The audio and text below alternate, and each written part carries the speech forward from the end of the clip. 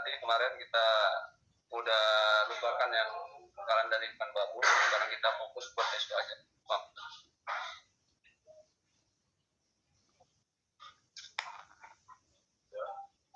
Mana Bang Doni?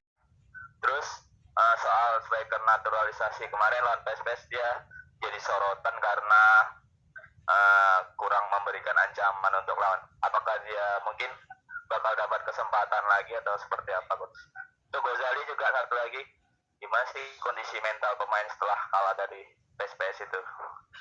Apakah sudah kembali move on? Gitu. Oke, makasih Coach.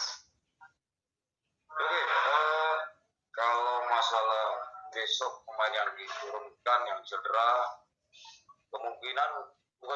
hampir pasti itu satu pemain kita terkena akumulasi kartu merah. Dia kena hukuman 2 pertandingan ya, itu di Sukadana. Tetapi pemain yang lain saya kira sudah siap semua.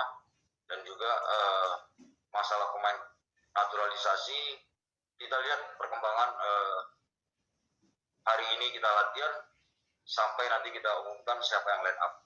Saya kira itu.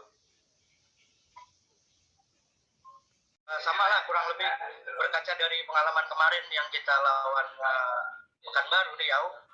Kira-kira ada perubahan strategi yang signifikan nggak Coach dari yang Coach terapkan, entah dari pemain yang diturunkan atau mau lebih menyerang di awal atau bagaimana Coach? Terima kasih Coach. Iya, terima kasih ya.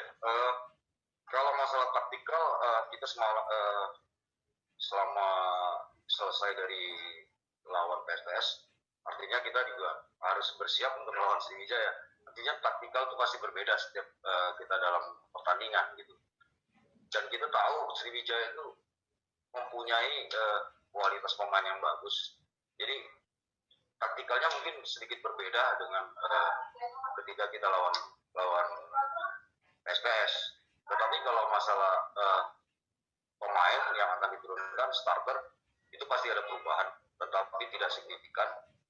Karena hal tersebut kita udah komunikasikan juga dengan seluruh staf pelatih dan pemain, bahwasanya yang kita hadapin ini tim yang solid gitu. Artinya kita punya ekstra perjuangan yang lebih berat gitu dalam pertandingan besok. Saya kira itu.